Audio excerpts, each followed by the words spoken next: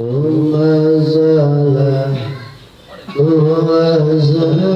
موسى الميدا على النبي خير من قد وآدى وآله وصحبه ومن تبع سبيل الحق غير مبتدئ وآله وصحبه ومن تبع سبيل الحق غير مبتدئ. Ini masih lanjutan keterangan daripada bait yang kemarin yang terakhir, yaitu tentang gairah mubtadi.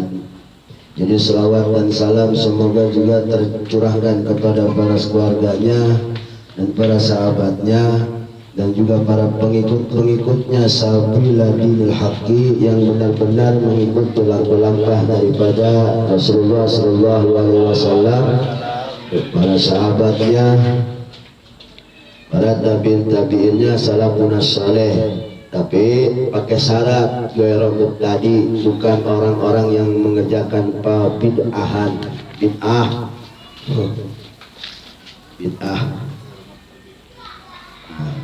Gairah mubtadi di sini dikaitkan dengan man tabi'a, yaitu orang-orang tabi'in setelah sahabat. Kalau sahabat mah nggak mungkin ada yang berbuat bid'ah. Ya, bid'ah di sini jelasnya bid'ah yang menyesatkan. Nanti kita bakal tahu sedikit tentang masalah bid'ah. Jadi lapat gairah mubtadi kedudukannya jadi hal, atau mungkin kalau bahasa kita jadi sifat lapat man tabi'ah. Jadi kalau yang mubtadi mah nggak bakal dapat sholawat dan salam. Nggak mungkin diucapkan salawat dan salam, pahalanya dialihkan kepada mereka, sebab nggak bakal sampai. Kenapa? Karena mubtadi ini orang-orang sesat. Ya, tadi orang-orang yang berbuat sesuatu yang nggak ada dari sononya, nggak ada peselawat ini masalah tahlilan. Tapi enggak, itu bentar di sini ada penjelasannya. Siapa mubtadi? Mubtadi itu orang yang berbuat sesuatu, yaitu menurut bahasa intinya sesuatu yang berbuat baru-baru lah, masalah yang baru-baru yang nggak ada contohnya, nggak ada dari sononya.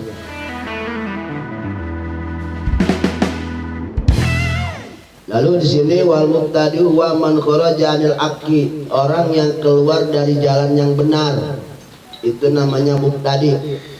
Mubtadi istilah di sini maksudnya orang yang keluar daripada perkara yang hak. Ini yang dimaksud di sini. Wa huwal madmumu, inilah yang dicela. Ini yang nggak boleh. Qala ulama berpendapat al bid'atu, yang namanya bid'ah itu lugatan menurut bahasa makana muhtari'an, sesuatu perkara yang baru muncul, dulu nggak ada, sekarang ada, perkara yang barulah, baru terjadi. Ala ghairi misal, tanpa ada contoh, dulunya nggak ada, sekarang ada, itu namanya bid'ah tapi lugawi. Mobil bid'ah, bid'ah ini. Majlis taklim, pesantren itu bid'ah, beda pesantren. Sekolah bid'ah. Waduh, kalau ngomong bid'ah membobolatak banyak kagak gitu. Ya, bid'ah ini kebanyakan bid'ah.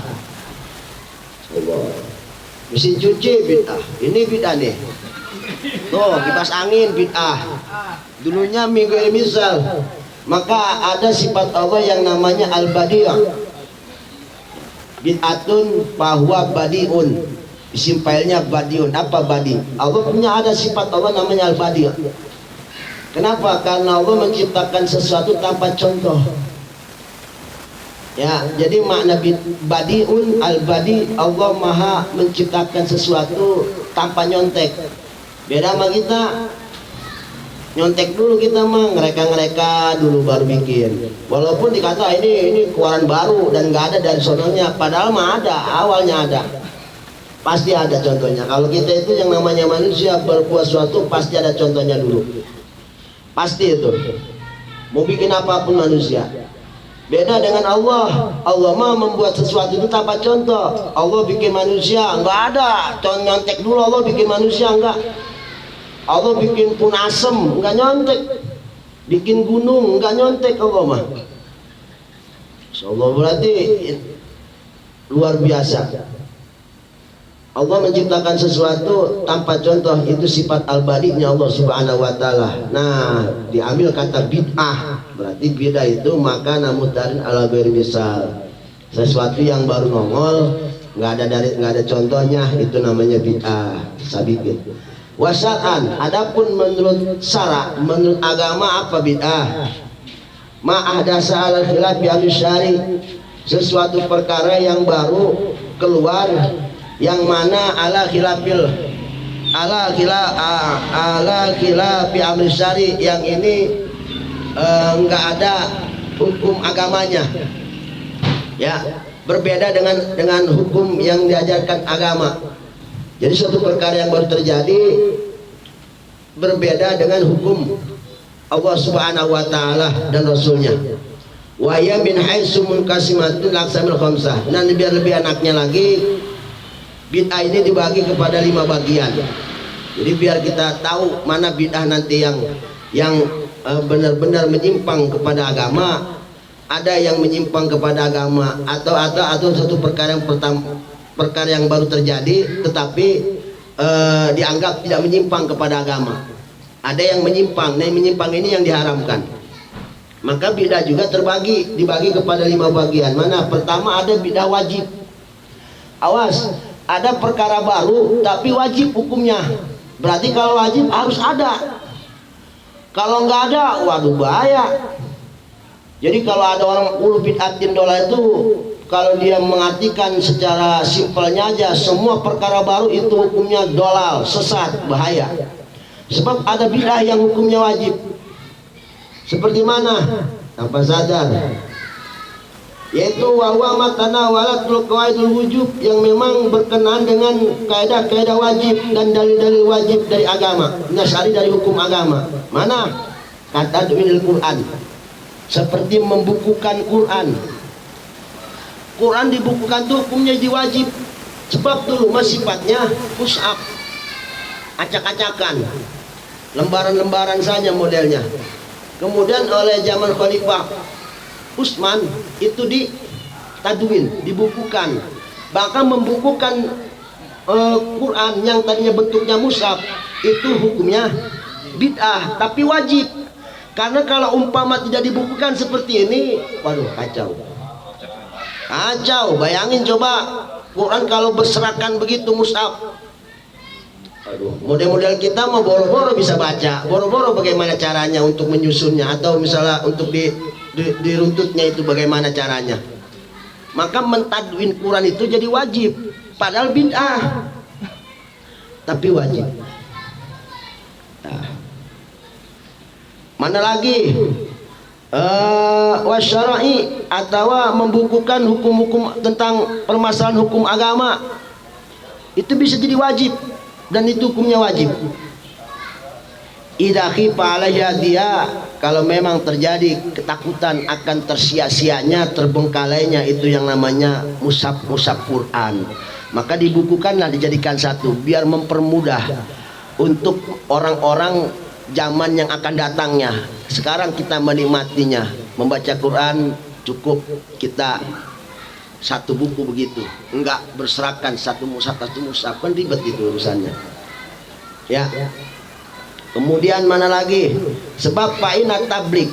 Alasannya kenapa tadwin Quran itu wajib? Sebab fa'inat tabligo liman ba'dana atau liman ba'dana atau liman ba'dana minal qurun, sebab menyampaikan kepada orang yang ada setelah kita, kata ulama, ini minal qurun dari masa-masa yang akan datang, wajibun ijma'an, hukumnya wajib menurut sepakat ulama. Maka mentadwin Quran itu hukumnya jadi wajib. Jadi tadwin itu jadi hukumnya tablik, penyampaian ya.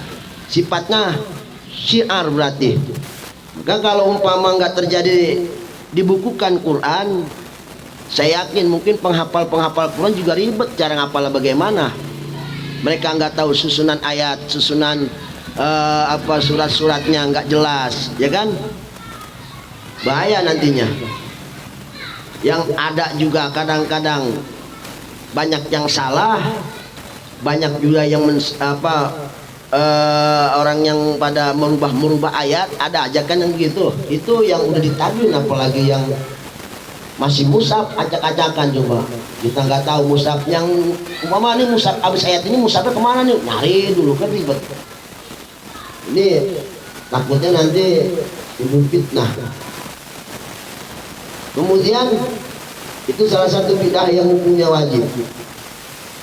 Kemudian ada juga wa ihmalu dzalika haramun, adapun memasa bodohkan akan hal ini ya, tentang pentingnya itu yang namanya tadwin Quran, ini haramun, jadi hukum haram menurut sepakat ulama. Nah, ini oleh ulama dinyatakan bid'ah wajib hukumnya, bid'ah tapi hukumnya wajib karena ada sesuatu yang memang penting untuk disampaikan untuk kepada umat-umat yang akan datang. Kemudian jada ba'dul mutakhirina minal bid'ahil wajibah alal kifayah. Nah, ditambahkan lagi ada ulama-ulama mutakhirin. Ulama-ulama mutakhirin menambahkan ada bid'ah wajib kifayah namanya.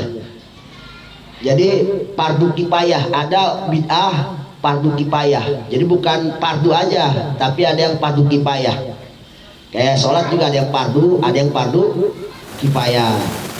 Bid'ah juga ada yang fardu kifayah. Mana? Al-istighal bil ulumil arabiyah, yaitu belajar ilmu bahasa Arab. Ini hukumnya fardu kifayah. Kalau umpama di kampung kita nggak ada yang ngerti sama sekali tentang bahasa-bahasa Arab, gramernya atau misalnya masalah balagonnya atau nahwu sorofnya, boleh jadi dosa semua. Dosa semua, nanti bisa timbul bahaya. Orang mentafsirkan ayat, mentafsirkan hadis semaunya aja, tanpa yang namanya belajar bahasa Arab dulu. Karena untuk memahami hukum agama kan yang kita lihat dasarnya Al-Quran hadis itu bahasa Arab. Maka lugoh itu penting, harus itu wajib. Ahli tafsir, ahli hadis itu wajib harus menguasai yang namanya ilmu lugoh, itu harus. Nahwu sorof mah jangan ditanya lagi. Sebab itu dasarnya. Sebelum, jadi kalau ada orang, bahkan dulu saya pernah dengar mungkin kalau ada orang mentafsirkan ayat tapi dia nol dalam bahasa Arabnya, maka jangan dipercaya. Gitu. Intinya orang ahli tafsir itu yang nggak sembarangan. Makanya kalau yang asal ngatin ayat, ngatin hadis itu mujmalkan sifatnya itu general. Bahaya kalau umpama nanti ada belum usul fikihnya, kita harus perdalam juga. Sebab kata-kata am, kata-kata khos, ada yang namanya naseh, mansuh, itu kan berkaitan tentang masalah ayat dan hadis. Maka untuk ahli-ahli tafsir dan ahli hadis itu, ilmu itu mah udah harus dijual kepala semua. Harus dijual kepala semua. Maka penting orang di kampung kita ini harus ada yang mengerti ini. Di Adin mah jangan ditanya, banyak loh di Adin baru balatak. Ya, di kampung lain yang kasihan. Makanya kalau bisa ntar orang Yadin, kalau umpama ada yang ngerti tentang bahasa Arab, pindah dah ke kampung yang memang kagak ada yang bisa ngerti bahasa Arab, ngamanin dosa istilahnya mah. Fardu kifayah ini hukumnya, wajib kifayah. Mana? Terus al-mutawaqqif alaiha fahmul kitab was sunnah, yang memang jelas ilmu bahasa Arab ini yang berkaitan tentang pemahaman akan ayat Quran dan hadis-hadis Rasulullah. Ini kan harus penting ini. Kalau umpama sampai nggak ada juga yang paham, takutnya ntar ada orang yang pakaian sorban segala kekiaian padahal nihil dalam bahasa Arabnya, dakwah mengartikan ayat sembarangan. Orang awam udah percaya aja. Udah percaya aja, sesat tuh, sesat dan juga menyesatkan. Ini yang bahaya. Kalau kobong Google mah insya Allah paham tuh sama agama, nggak bakal mempan sama gitu-gituan mah. Itu.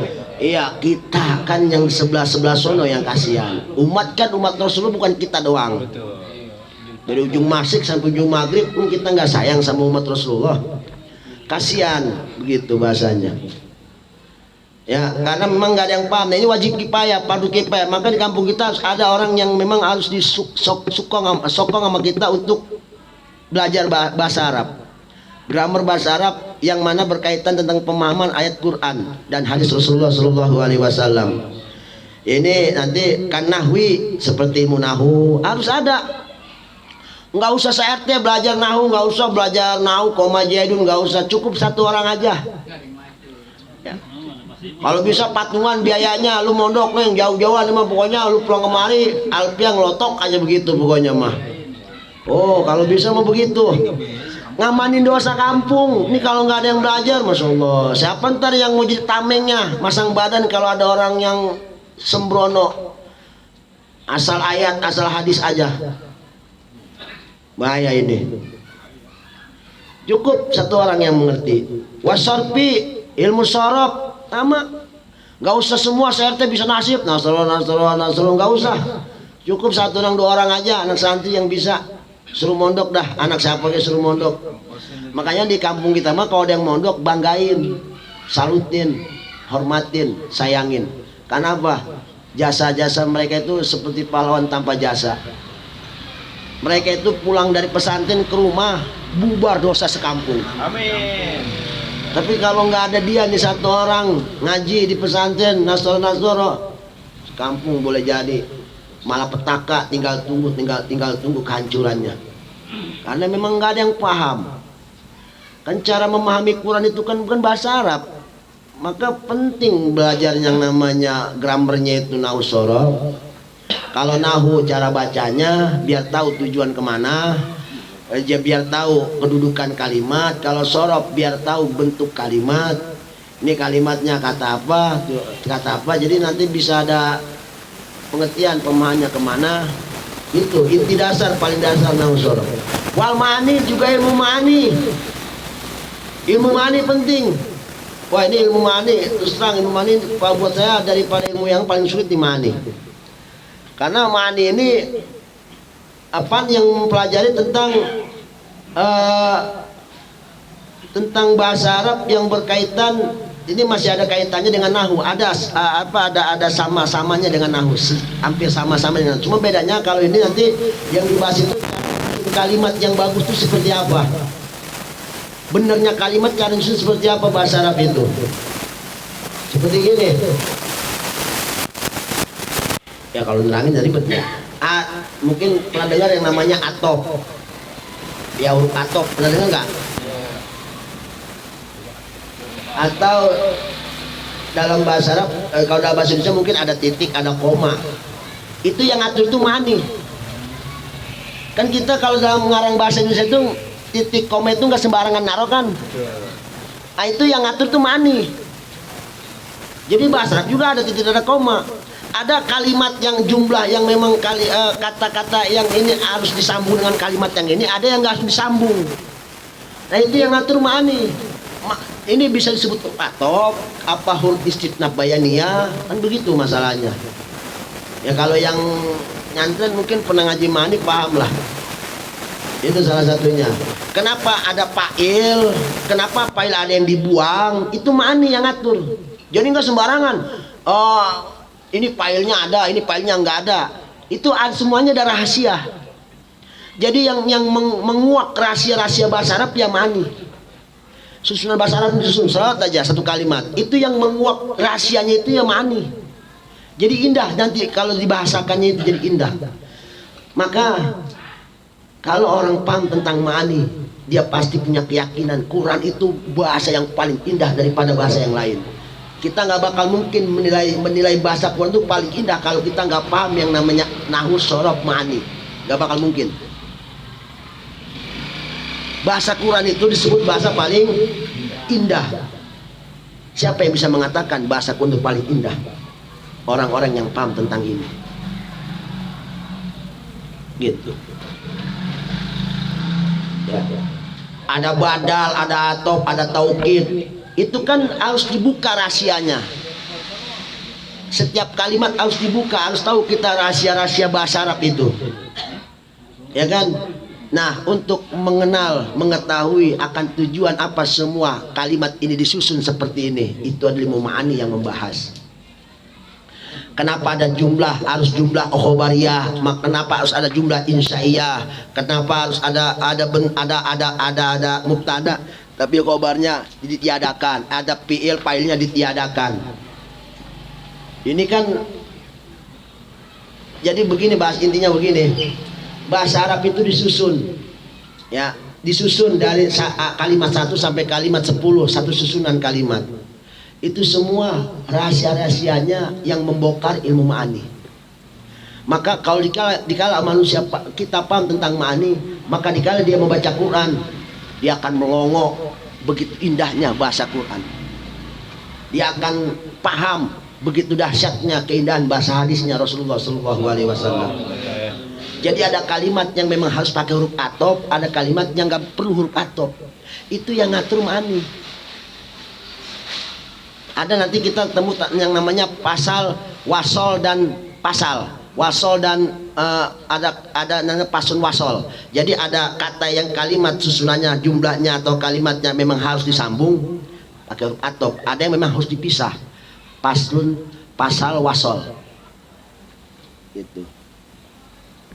Ada nanti masalah wasol atau itisol atau wasol. Terus itu harus ada yang mengerti, harus ada yang mengerti. Ya, oke dah, orang kampung nggak tahu masalah ini. Kita yang peka akan agama Islam, yuk kita berkorban. Wah, gue mah nggak bisa mondok, anak korbanin. Kalau Nabi Ibrahim korban mau dipotong anaknya, kita korbanin mondokin. Buat pembebas umat Rasulullah. Kita tujuannya bukan nyenengin diri, tapi buat nyenengin Rasulullah. Karena dengan anak gua mondok, mengerti ilmu ma'ani, kampung bebas dari dosa. Siapa yang dibebasin dari dosa? Umat Rasulullah. Bagaimana gak seneng itu Rasulullah. Sallallahu. Kita gak mampu mondok, paling gak kita bisa berkorban buat Rasulullah. Kita nggak bisa jadi kayak pendai, kita nggak bisa jadi orang yang berkorban untuk agama sekelas Abdurrahman bin Auf, dihabiskan hartanya, Abu Bakar dihabiskan hartanya. Paling nggak kita berkorban bikin senyum Rasulullah aja, Rasulullah. Karena Rasul senang umatnya diselamatin. Ayo kita sebar anak kita ke pesantren. Pondok itu indah, pondok itu luar biasa. Ya.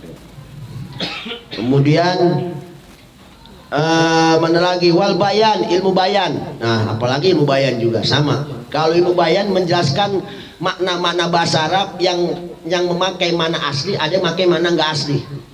Itu ilmu bayan. Harus ada yang paham. Kalau nggak ada yang paham kampung kita, waduh berabe, bahaya.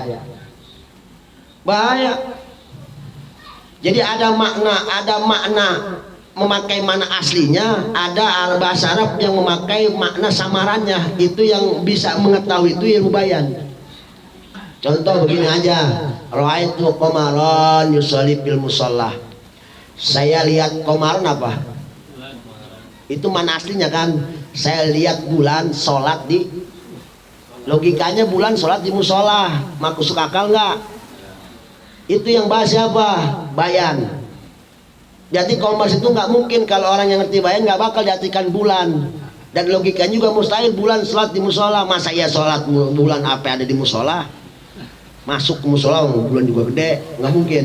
Oh, saya lihat laki-laki ganteng kayak bulan purnama sholat di musola, baru begitu. Nah, itu yang mengartikan laki-laki ganteng kayak bulan purnama, itu ilmu bayan. Bahkan kalau lagi marhaban, kita suka selawatnya sama siapa? Enggak nyebut nama Nabi, Komarun, nama bulan disebut. Emang kita selawatnya sama Komar? Enggak, tapi sama Rasulullah yang gantengnya atau yang cahayanya seperti bulan purnama. Itu yang bahas bayan. Anta syamsun anta badrun. Coba logikanya kita. Kalau itu diartikan secara hakiki, kamu matahari. Rasulullah matahari apa manusia? Masa matahari? Banyak.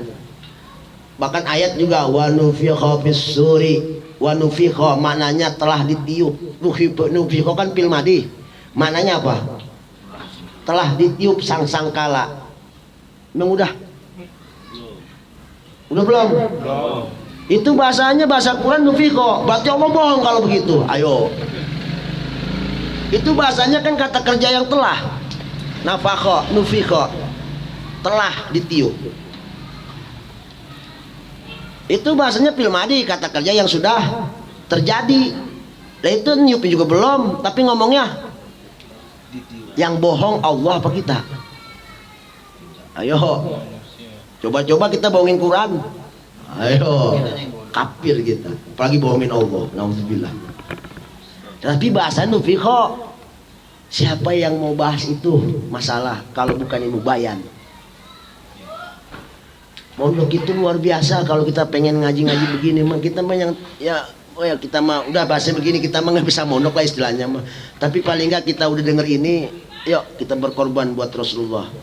Jangan buat pribadi dan buat keluarga mah, itu mah jangan pakai ditanya. Yang penting dia mondok udah ngegugurin umat Rasulullah dari dosa satu kampung. Senyum Rasulullah luar biasa.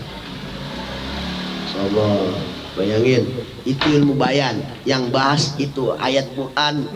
Makanya keindahan bahasa Quran, itu cuman orang-orang yang paham inilah yang bisa mengerti Quran begitu indah. Dia pasti bakal berkata indahnya bahasa Quran karena paham tentang masalah ini. Gitu. Ya, betul apa enggak? Ini yang bahas ilmu bayan. Ada lagi ntar satu lagi ilmu bade. Kalau bade itu cara memperindah bahasa itu diindah-indah, itu ilmu badi namanya. Ada diindah dari gaya lafaz, ada diindah dari gaya makna. Jadi bahasa Arab itu bisa dilihat indahnya itu dari segi makna, ada yang dilihat dari segi lafadznya. Itu ilmu bade yang membahas. Jadi kalau bade mah ibarat bangunan aja catnya. Ma'ani bayan itu ibarat tembok sama testerannya, tapi belum dicat. Yang ngecat ilmu badeknya diindah, jadi cakep rumah. Jadi rumah walaupun udah gimana kalau belum catnya jelek ya. Nah biar cakep dicat ilmu badek namanya. Jadi ilmu badek itu pelengkap, bukan pelengkap, mungkin bahasanya cat dari keindahan dari bayan dan ma'ani. Makanya orang kalau mondok itu nanti intinya mah aja udah ngerti nahwu sorof, ma'ani bade bayan, mantek satu lagi, udah kelar dah. Cakep banget. Itu semua ilmu di sini dibahas. Namanya bid'ah fardu kifayah. Nah, bagaimana kalau belajar walugah, ilmu bahasa sama ilmu bahasa Arab juga itu penting. Ilmu lugahnya. Sebab saya dengar ada yang namanya ngaji itu yang paling penting pertama talaki. Tahu nggak talaki? Bertatap wajah. Jadi kita kalau ngaji sama seseorang itu yang paling utama itu bertatap wajah. Yang kedua baru kitab. Ya, yang ketiga baru bahasa. Kalau kita pengen ngerti, pengen berkah. Kalau ilmu nggak bertatap wajah, sanadnya nggak nyambung. Kayak kita ngaji di Google, pengen ngerti apa pakai Google, ya sah-sah aja kita pengen tahu paham pakai Google sah. Cuman enggak nyambung nasab ilmunya. Yang nyambung itu kalau kita talaki bertatap wajah. Itu baru nyambung namanya. Nyambung berarti namanya kita. Nah, baru kitab. Setelah kitab baru lugah. Karena kitab ini bahasa kuning, bahasa Arab, maka penting harus mengerti lugah. Jadi yang terpenting ngaji itu talaki. Setelah talaki baru kita baca kitab. Baru tentang lugah. Ya, agar sanatnya nyambung. Kan saya pernah bilang, saya mah mending ngerti tahu yang namanya alif, satu alif, tapi nyambung sanatnya. Kayak saya ngasih tahu alif dari kayak ano dari kayak ano dari ano sampai ke Rasulullah. Mending saya ngerti alif tapi nyambung ke Rasulullah daripada saya bisa alif bata sajim sampai iya tapi nggak nyambung ke Rasulullah. Nggak berkah. Itu pentingnya talaki. Makanya jangan ini mah buat ngilangin mindset kita nih yang sekarang yang udah suasana itu udah modern seperti Google, apa-apa masalah tinggal klik doang bisa aja, cuman bukan talaki disebutnya. Apapun perlu talaki. Semuanya ulama itu ngajarin kita seperti itu. Walaupun kita belajar hanya sahur 2 huruf 3 huruf dengan seseorang, tapi sanadnya nyambung, itu lebih bagus daripada kita ngedekul sampai tahun 2 tahun tapi sanadnya nggak nyambung. Maka berbahagialah kita yang ngaji, yang talaki, yang sanadnya nyambung ke Rasulullah Shallallahu Alaihi Wasallam. Nah, ini yang paling penting dalam masalah ilmu. Kemudian mana lagi? Bikhilafil arud wal qawafi, berbeda dengan ilmu arud. Kalau ilmu arud mah nggak usah belajar, sekampung juga nggak ada yang dosa. Apa ilmu arud itu? Ilmu bahar, lagu. Mustafilun itu mah nggak istilahnya itu mungkin hukumnya mubah aja itu mah. Istilahnya mungkin kalau dalam hukum agama itu mubah. Ya, mau belajar nggak ada yang belajar di kampung, ada yang ngerti nggak ada yang ngerti, satu orang juga nggak masalah, nggak dosa, itu nggak ada pengaruh. Nah, di sini dijelaskan oleh Syekh Nawawi sendiri yang menjelaskan ini. Ya kan ini dulu disyaratkan oleh Syekh Nawawi, yaitu ilmu arud itu artinya bukan termasuk fardu kifayah, bid'ah tapi fardu kifayah bukan. Kemudian ilmu qawafi juga sama, itu ilmu lagu juga. Wanawiyah, watanjus ahadis. Nah, termasuk daripada ilmu yang hukumnya bid'ah, tapi bid'ahnya fardu kifayah, yaitu mengerti tentang masalah hadis-hadis yang sahih. Dia tahu memilih mana hadis sahih, mana yang enggak, bisa dipilih sama dia. Intinya memperdalam ilmu hadis itu harus ada yang ngerti. Muhaddis, orang yang ngerti tentang hadis. Kemudian dari hadis yang sahih dan daripada dipisahkan daripada hadis yang dhaif. Wa tadwin, dan juga membukukan nahwil fikih seperti ilmu fikih. Ilmu fikih juga dibukukan, dirangkum dalam satu buku makalah. Ya, dari bab sholatnya terus diruntut. Itu fardu kifayah, harus ada yang mengerti, harus ada yang bisa. Harus ada yang bisa. Alhamdulillah kita mah di Yadin mah banyak alim Yaman tuh ya. Insyaallah. Wa usulih, dan juga usul fikih sama. Usul fikih itu penting. Sebab itu nanti yang menggali daripada mana Quran, mana yang mansuh, mana yang khos, mana yang am, mana yang apa, mana amr, mana nahi. Ya, gitu. Itu yang bahas usul fikih. Wa adilati, dan dan dalil-dalilnya. Dan waraddi, termasuk mengerti tentang ilmu tauhid, tetapi harus yang lebih daripada kita yang tahu. Artinya harus ada yang memperdalam. Tujuannya apa? Untuk menangkal ala qadariyah, paham-paham yang masuk ke kampung kita yang gak jelas, seperti paham qadariyah, wajabariyah, kaum jabariyah, wal murji'ah, seperti kaum murji'ah, wasyiah, kaum syiah, mujassimah, kaum mujassimah, wahabiyah termasuk. Harus ada orang yang bisa menangkal pemahaman-pemahaman orang tersebut masuk ke kampung kita. Kalau umpama nggak ada kiai, nggak ada ustadz, kampung kita ada aja orang masuk daripada golongan-golongan sesat kaum muslimin ini, yang mereka semua dinyatakan keluar dari Ahlus Sunnah wal Jamaah. Bahaya. Oke dah, oke, kita masih aman. Pertanyaannya 10 tahun ke depan anak kita, siapa yang menjaga akidahnya nanti di kampung Roktok?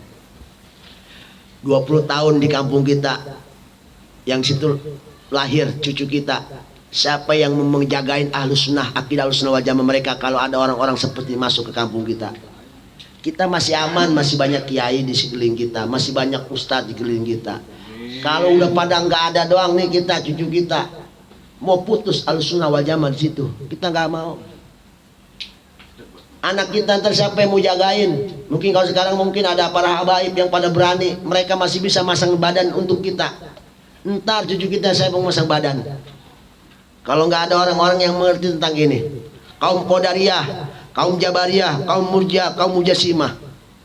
Kaum Qadariyah itu orang yang punya keyakinan masuk surga itu totalitas, tidak ada takdir Allah, semuanya merupakan usaha kita. Jadi kita masuk surga itu usaha kita, sholat puasa kita, Allah nggak turut campur. Sehat minum obat, kalau nggak sehat jangan minum obat, itu Qadariyah. Jadi semuanya itu tergantung kelakuan kita, maunya kita. Allah lepas tangan. Sedangkan apa, lillahi ma fis samawati wa ma fil ardh. Allah fa'alul lima yurid. Allah lah yang membuat sesuatu apapun yang Allah kehendaki, bukan kita yang buat, tapi Allah yang buat. La haula wala quwwata. Maka kaum Qadariyah dinyatakan sesat. Sesat. Ini salah satu firqah. Berkata Rasulullah sallallahu alaihi wasallam, "Ibtaraqal yahud ihda awis nataini wasabina." Kaum Yahudi itu mempunyai firqah, pecah belah sampai kepada 71 sampai 72 bagian. Wa tafarraqan Nasara, juga kaum Nasrani juga terpisah. Ala hida awsnai wasabina, sama 72. Nah, kalau Islam wa tafarraqa ummati ala salasi wasabina. Adapun umatku terpecah belah menjadi 73 golongan. Yang satu masuk surga, yang selebihnya 72 masuk neraka semua. Siapa? Ahlus Sunnah wal Jamaah. Amin. Qadariyah dinyatakan keluar dari Ahlus Sunnah. Ada yang kedua Jabariyah. Jabariyah lawan Qadariyah lawannya. Kalau Jabariyah semua gimana Allah. Lu mau kenyang ada nasi, lu diem aja udah. Kenyang mau bagaimana Allah aja udah. Ini juga sama. Tawakalnya terlalu tinggi. Iya. Kalau Ahlus Sunnah tengah-tengah, lebih moderat antara Qadariyah Jabariyah. Jadi kalau Ahlus Sunnah mau begini, usaha jalan, endingnya tawakal ke Allah, begitu. Kalau mereka mah Qadariyah, nggak ada tuh yang namanya Allah turut campur, semuanya bagaimana kita. Lu kaya, keringat lu sendiri. Lu miskin, berarti itu males lu sendiri. Lu mati hidup, itu bagaimana kelakuan lu. Lu yang membuat lu mati dan membuat lu hidup. Allah nggak turut campur. Kalau Jabariyah totalitas, Allah lah yang berbuat semuanya. Jadi kalau bahasanya begini, kalau Qadariyah mah rajin, kalau Jabariyah mah rada malas. Sebab dia mah udah tersawa aja udah, gitu. Kan dua-duanya bego ini mah. Iya, sedangkan manusia mah perlu usaha. Sekarang pertanyaannya dijawab oleh Ahlus Sunnah wal Jamaah, kenapa kita harus usaha? Pan kita tahu semua bagaimana takdir Allah, sebagaimana keyakinan Jabariyah. Kenapa kita berusaha? Jawabnya simpel, karena kita hamba. Hamba butuh sesuatu, Allah nggak butuh sesuatu. Berarti orang yang mentang-mentang nggak butuh sesuatu, sama aja dia pengen kayak punya sifat Allah. Belagunya naudzubillah. Makanya Ahlus Sunnah tengah-tengah antara Jabariyah sama Qadariyah. Ada kaum Mujassimah. Mujassimah lebih sadis lagi. Dia mengatakan Quran itu secara tekstual. Murji'ah juga sama secara tekstual. Mujassimah itu orang yang menjisimkan Allah. Yadullah berarti Allah punya tangan. Wajhullah berarti Allah punya wajah. Ya, istawal arsy berarti Allah tapa di atas aras. Ya, mungkin kita nggak kenal Mujassimah itu kan firqah zaman dulu, pecahnya sekarang udah banyak. Mereka juga pecah semua. Mungkin orang yang beranggapan Allah punya tangan, ini mungkin pecahan dari Mujassimah. Gitu. Ya, ini pertanyaannya, siapa yang mau menjadi tameng pembela umat untuk orang-orang yang punya pemahaman seperti ini? Jangan sampai di kampung kita di musola ada orang tapar di situ, dakwah segala apa pada ngikut. Ini siapa yang mau pada pasang badan coba kalau bukan ngaji, ya kan? Ya, masih ada mereka kita syukur namanya, masih ada ustadz, masih ada kiai. Mereka ntar yang pasang badan, kita umat nonton aja, kata kiai serang, begitu kan bahasanya. Lah kalau umpama ulamanya nggak ada, ya saya yakin di kampung ntar pada berubah semua jadinya. Yang tadinya NU mungkin terjadi NO apa jadi apa kali. Ya, itu salah satunya. Idza da'at ila dzalika hajatun, kalau memang diperlukan kita untuk menghadang orang-orang yang punya pemahaman seperti ini, maka hukumnya jadi wajib kifayah. Padahal bid'ah. Sebab nggak usah semuanya kita mau. Kalau sekampung semuanya pengen belajar tauhid 20 tahun, kampung sepi. Semuanya belajar, nggak usah, cukup satu orang aja kita utus pesantren mana gitu. Nggak usah semuanya. Ini mah anak bini pada mondok semua. Ribet dah urusannya ntar. Kampung sepi udah kayak kampung hantu, kagak ada orangnya. RT kebun kosong jadinya. Nggak usah, cukup beberapa orang aja kita utus suruh mondok. Makanya nih kita nih ya, nih kita yang merasa terwakili, ya kita yang merasa terwakili oleh salah satu anak-anak di kampung kita, ada anak seorang yang dipondokin di pondok pesantren mana gitu. Harusnya kita berterima kasih banyak. Harusnya kita berterima kasih banyak nih, gara-gara dia anak dipondokin, gua bebas dari dosa guanya, anak guanya, emak gua, baba gua, engkong gua, bini gua bebas dari dosa semua. Gara-gara nih anak mondok, anak tetangga mondok, hormatin santri. Makanya pantas kita sering hormatin ulama, ngormatin santri juga karena ini mungkin salah satunya alasannya. Nah, saban sehari tiap hari kita dosa kalau nggak ada orang yang ngerti ini. Nah kita hidup berapa tahun, hitung coba itu dosa kita nggak pernah berbuat tapi punya dosa segede gitu. Kalau nyolong ada dosa nyolongnya pantas, kita mah nggak nyolong tapi punya dosa nyolong. Kan ini yang kita lagi pikirin. Maka pesan di sini mungkin salah satunya, hormatilah orang-orang thalibul ilmi, orang-orang pencari ilmu itu. Kita lihat jangan sekedar dohirnya aja, tapi visi misi mereka itu luar biasa. Yang nggak kerasa itu tadi penggugur dosa sekampung. Ya, liana itu syariat fardhu kifayah, sebab menjaga syariat itu fardu kifayah. Artinya harus ada orang yang jadi jagernya, orang yang jadi penghulunya. Bimaza dalal mutayin, yaitu yang lebih daripada hal yang wajib secara fardu ain. Selebihnya fardu kifayah.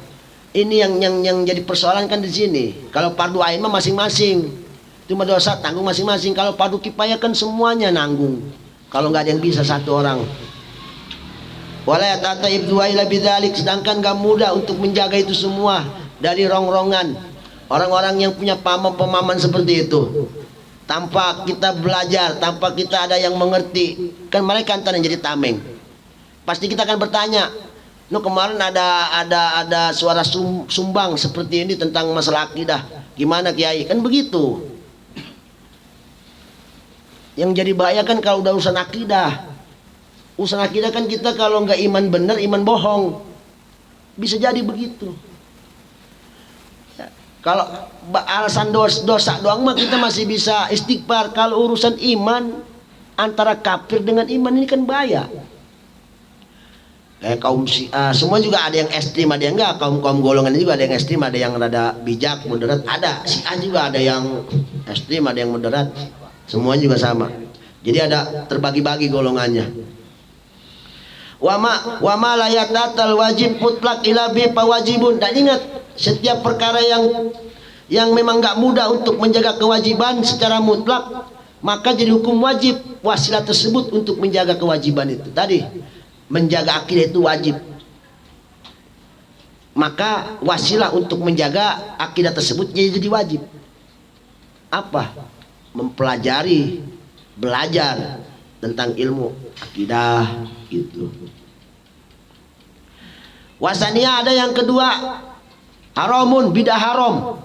Bidah yang hukumnya haram, wa huwa kullu bid'atin tanawalat qawaidul tahrim wa adillatih syar'iyyah.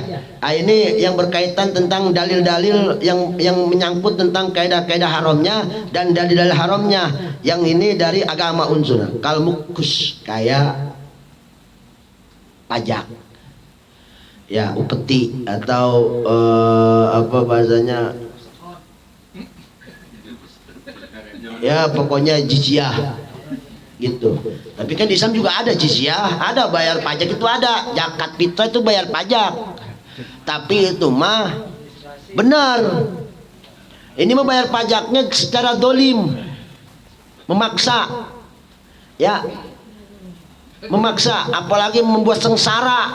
Nah, ini yang nggak boleh, haram upeti. Mungkin kalau zakat juga sebetulnya itu pajak juga, cuman nggak pantas kita nyebut pajak gitu. Pajak mah atau upeti itu bahasanya rada kasar. Kita bayar zakat, pembersih diri. Ya, seperti ya zakat-zakat itu atau sedekah, zakat-zakat juga ada zakat yang wajib, ada zakat yang upeti sunnah, upeti wajib. Ya upeti sunnah ya seperti sedekah. Kalau upeti wajib seperti bayar zakat. Itu sebetulnya pada dasarnya ya jizyah juga. Cuman itu mah benar, akur dengan hukum, Allah yang ngatur, sebab Allah yang buat itu mah hukumnya. Ini mah kita bayar jizyah yang memang sifatnya zalim, pajak, ya. Wa taqdimul juhal alal ulama, haram nih hukumnya, mendahulukan orang bodoh daripada ulama. Oh, kan lagi ramai sekarang yang doa. Wa tauliyatul manasib syariah atau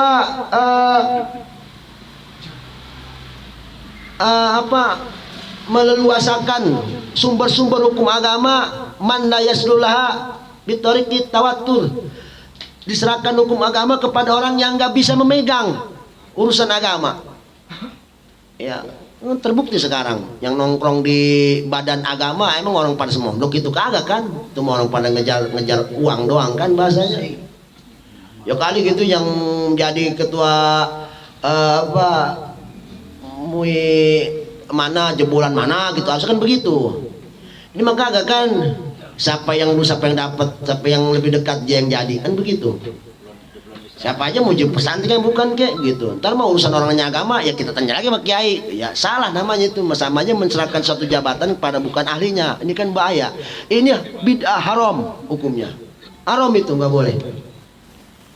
Ya, menserahkan sesuatu sumber-sumber hukum agama, nantinya takutnya dia salah ngertiin ayat, salah ngertiin hadis, salah ngertiin masalah tentang masalah apa yang berkaitan tentang agama. Sembrono lah bahasanya, ya dia mah nggak pantas.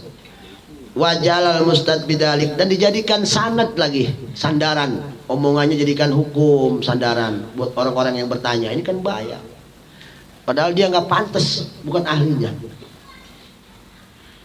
Ya, karena terus walaysa fi ahliyatullah, dan dia bukan ahli dalam hal ini. Jadi intinya apa?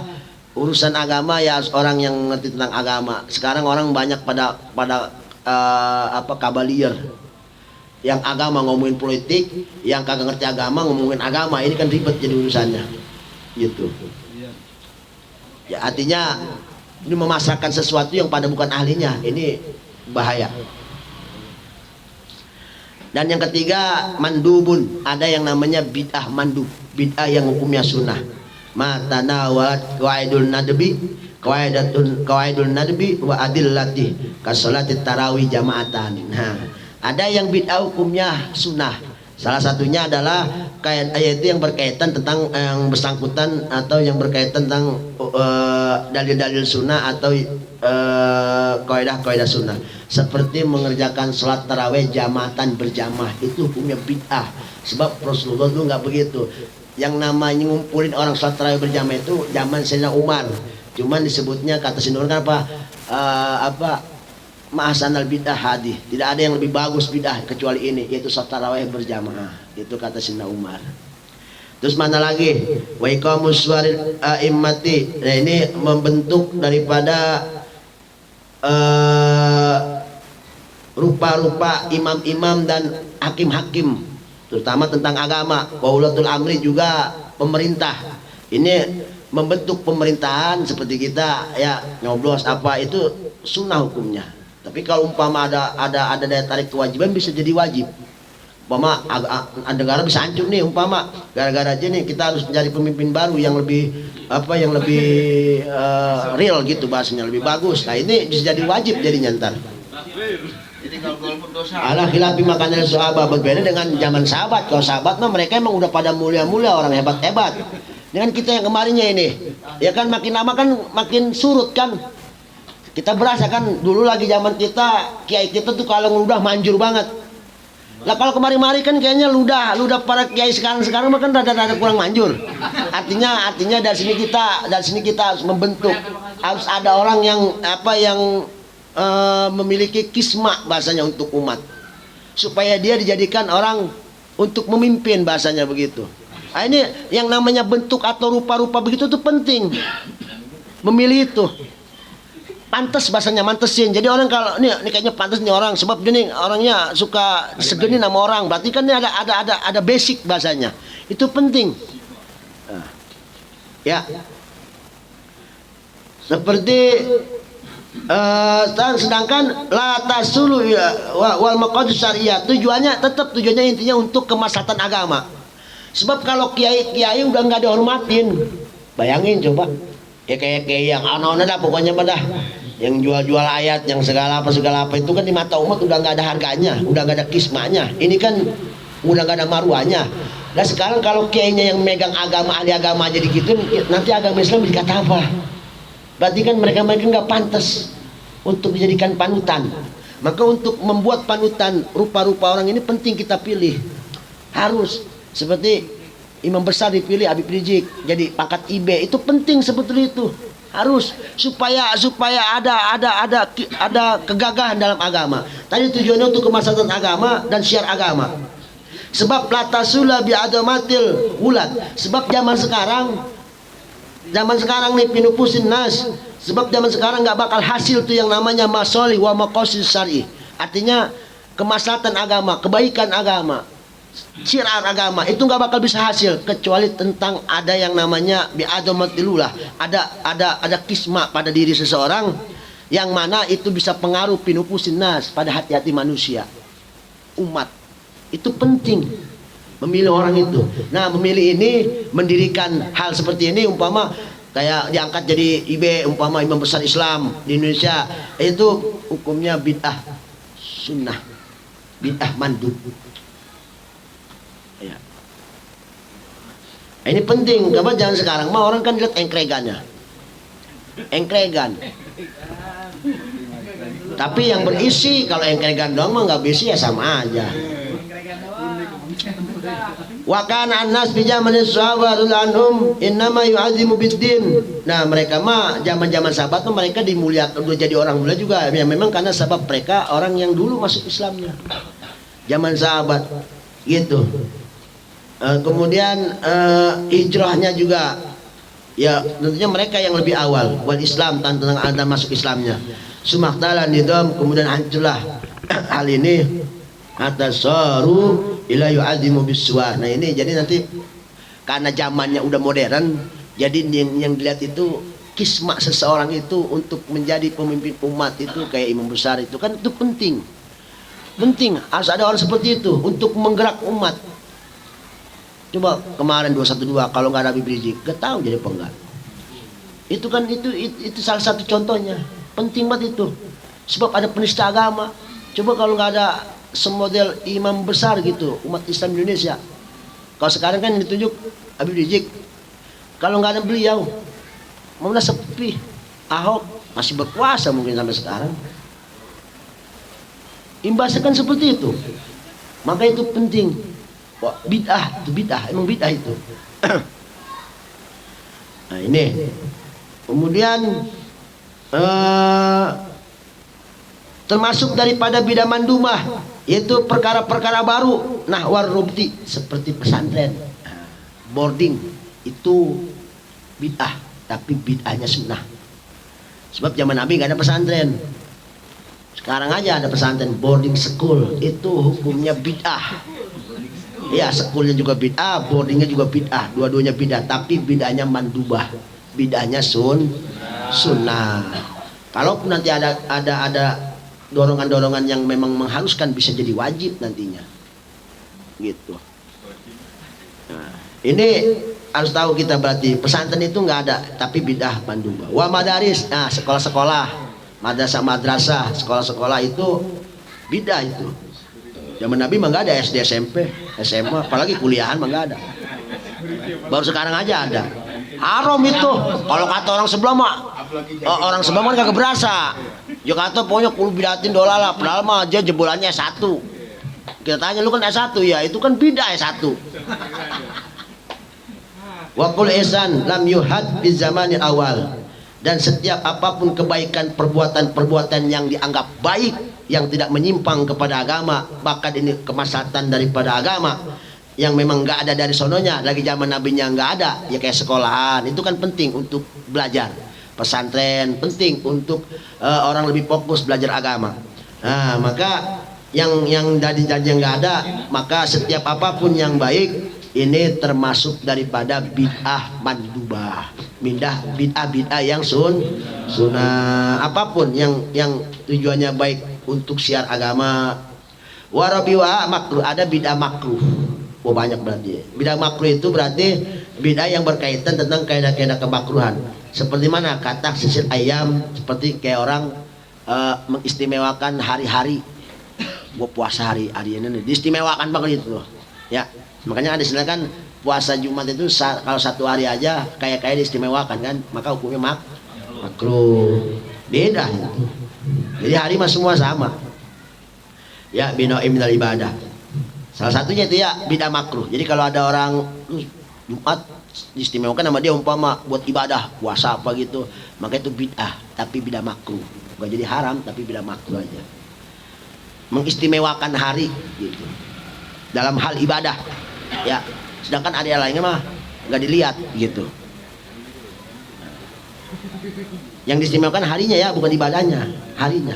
Yang nggak boleh itu mengistimewakan harinya, bukan ibadahnya. Ibadah puasa boleh aja mau hari apa juga, cuman harinya ini sangat diistimewakan. Ini hukumnya bid'ah.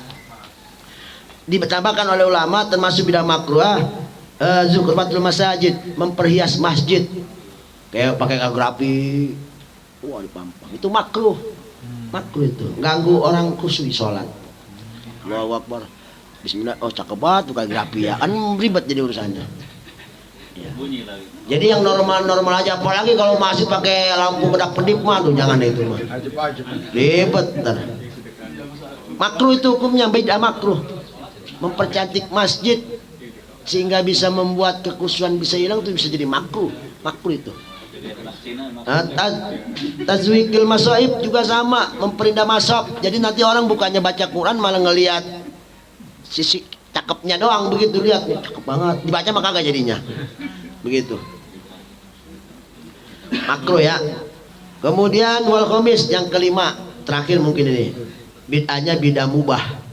Ini berkaitan dengan dalil-dalil syara atau kaidah-kaidah yang mubah. Seperti mana? Kattihadil manakhil. Nah, ini yang buat kita untuk mengelak orang-orang mengatakan bidatin dolalah. Seperti mana di sini contohnya oleh Imam Nawawi, kattihadil manakhil. Kayak bikin ayakan tepung. Zaman Nabi itu nggak ada ayakan tepung. Nah, artinya apa berarti kalau kita ambil dari kesimpulan ini? Itu setiap apapun untuk mempermudah. Kita pengen ke Bandung, dipermudah oleh bus, mobil bus. Itu mobil bus bid'ahnya mubah. Apapun buat kemaslahatan kehidupan orang banyak, umum, apapun atau pribadi, itu disebutnya bid'ah, tapi bid'ah mubah. Motor, sepeda, apa aja ini mah yang bikin mudah. HP tujuannya biar komunikasi jarak jauh juga jadi mudah, mempermudahkan namanya. Itu HP disebutnya bid'ah. Awas, HP disebutnya tapi bid'ah mubah. Bid'ah yang boleh-boleh aja lu gunain, lu kagak gunain juga nggak masalah. Gitu. Ya, kalau di sini kenapa pakai contoh kattihadil manakhil, ayakan tepung? Sebab dulu yang pertama bid'ah terjadi untuk kemaslahatan hidup manusia, mempermudah kehidupan manusia, itu ayakan tepung. Dibikin ayakan tepung setelah zaman Rasulullah. Jadi kalau tanya bid'ah yang paling pertama setelah Rasulullah meninggal, apa yang dibuat oleh manusia? Bid'ah yang paling pertama ayakan tepung. Ayakan tepung yang pertama. Tuh di sini ayakan tepung. Ya, ini tujuannya apapun perkara yang mempermudah kehidupan manusia yang tidak bertentangan tentang agama, pokoknya Maya nggak nyimpang, nggak kelewat batas, maka hukumnya mubah. Bid'ah tapi mubah. Bid'ah tapi mubah. Pengen naik ke atas tinggi banget pakai lift bid'ah tapi bid'ah mubah. Biar mudah orang sampai ke atas. Dari sini pengen ke Mekah, kapal terbang bid'ah itu. Jadi hampir rata-rata di bid'ah semua. Sebab ini berkaitan tentang mempermudah untuk kelangsungan hidup manusia. Yang model sekarang ini, ya udah zaman. Maka ada istilah mu'affadatul alal qadim sholih, ya kan, wal aqdu alal jadid aslah. Berpegang, menjaga, melestarikan hal yang lama baik yang lama, dan juga mempergunakan sesuatu perkara yang baru-baru tapi yang lebih baik. Ini tujuannya seperti itu. Itu kaidah usul fikihnya kayak gitu ya. Jadi kesimpulannya, apapun yang berkaitan tentang mempermudah apapun kehidupan manusia bentuknya, kemaslahatan, maka apapun yang digunakan sebagai wasilahnya bid'ah hukumnya. Ngulek cabe dulu kan capek banget ya. Sekarang mah pakai blender mubah. Bid'ah tapi mubah. Mempermudah ngulek cabe, mempermudah bikin sambel. Gitu. Dulu orang nimba capek, sekarang ada sanyo. Tinggal nyolok, berarti sanyo mubah, bid'ah mubah namanya. Jangan Ibnu Qawani, Ibnu Ajar wa bil mutawassu. Termasuk di sini kata Ibnu Laqani, qala Ibnu Ajar wa minal mubah, dari perkara mubah at-tawassul bil ladil makal, yaitu bersenang-senang tentang kelezatan dalam urusan makan. Gitu. Yang kita biasa makan oncom, makan pizza hut umpama, nah, itu termasuk bid'ah, tapi bid'ah mubah. Ya, atau makan makanan yang mungkin nggak pernah dimakan Nabi mungkin. Ya jelas lah tuh belum ada pizza, belum ada dong. Apalagi burger mah ya burger. Atau masyarib minuman, belum mah nggak ada yang namanya apa jus, nggak ada. Sekarang mau udah ada macam-macam minuman kan, itu enak lagi itu. Nah ini bid'ah juga tapi bid'ah mubah. Boleh diminum boleh enggak terserah. Kalau punya duit ya beli, nggak punya ya jangan. Tapi ingat yang berkaitan yang tidak nyimpang daripada hukum agama. Tausil akmam, termasuk dari tausil akmam itu memperlebar apa namanya nih, anuan tangan nih, atau buliatul komis, ujung baju yang bagian gamis, ini ujung yang ada di tangan, disebutnya apa nih? Ini kalau dilebar kayak solin gitu modelnya, kayak baju Cina. Nah itu hukumnya bid'ah tapi bid'ah mubah, boleh aja. Iya. Waqad yatalafu, walaupun memang ini berbeda pendapat ulama, ada yang mengatakan haram, ada yang enggak. Ya, apa yang jalu ba'du makruh, tapi ada yang mengatakan makruh, hanya sampai kepada makruh. Walau sunnah, bahkan sebagian yang mengatakan sunnah. Mungkin tergantung nanti tujuannya. Iya.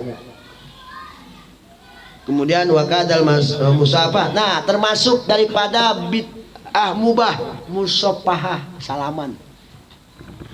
Mana salamannya? Akbal asri wasubi, habis sholat asar sama sholat subuh. Assalamualaikum. Itu bid'ah tapi bid'ah mubah. Boleh. Ala maqala Ibnu Abdussalam, sebagaimana Ibnu Salam mengatakan, idza sopaha, itu juga kalau yang umpama yang salaman sama kita dikatakan bid'ah mubah, yang salaman sama kita yang memang sebelum salaman kita udah bareng-bareng. Ngerti enggak? Udah ngobrol bareng, semakin bareng-bareng jamaah, kita salaman lagi, ya kan? Bener nggak? Depan masjid kita udah ngobrol, habis sholat kita salaman lagi sama dia, sholat bareng. Itu bid'ah mubah. Bagaimana kalau yang tadi kita tadinya nggak bareng? Nah di sini dikatakan wa amma manasa ma'ul qabla fasafatu madubatun. Maka kalau umpama orang yang kita salaman tersebut awal yang memang kagak bareng-bareng, tiba-tiba kita habis sholat jamaah dia baru ada salam, ada tuh, maka itu mah mandubatun, salamannya sunnah.